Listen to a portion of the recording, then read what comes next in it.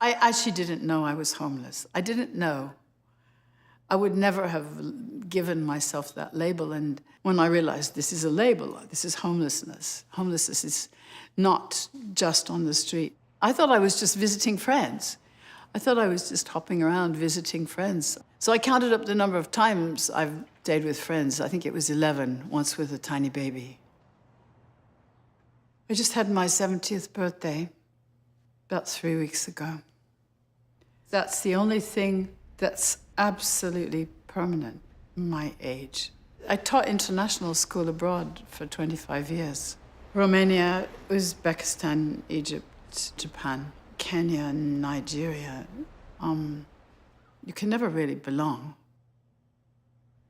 When I lost my last job, I think I was 68, so it was really time to come back to England. The family that I stayed with all the time when I came to London, who were always welcoming and happy to have me, suddenly they weren't really interested. So then I had to surf. Well, it was going to be 6 months. Then one of the people at Crisis, he told me about the Choir with No Name. So I joined. That was 2 years ago.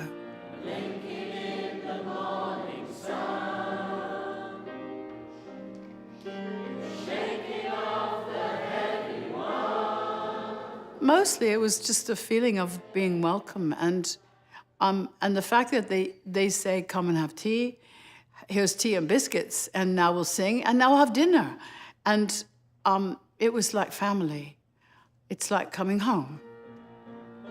Someone tell me how I feel. I don't think that I ever made a decision in my life, because all the times I ever applied for jobs, there were never two to choose from. It was only, well, I've lost my job and here's the next one. And so it was not about making a decision, it was just about taking the next step.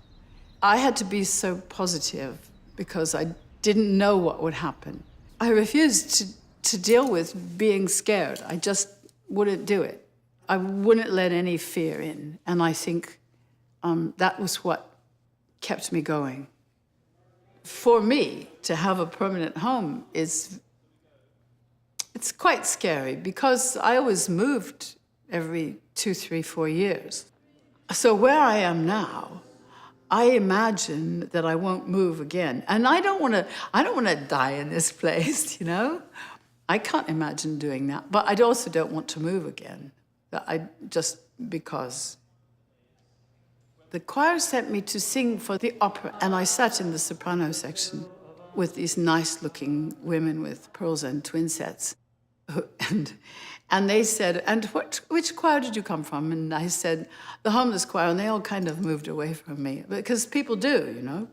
And so I think it's really important that people understand that homelessness is not just on the street. I never slept out on the street, and I was never really threatened, and so sometimes I feel like I'm a fake or a fraud. But at the same time, I don't think it's where I was. I think it's the feeling and the experience of the feeling and what if this happens to me?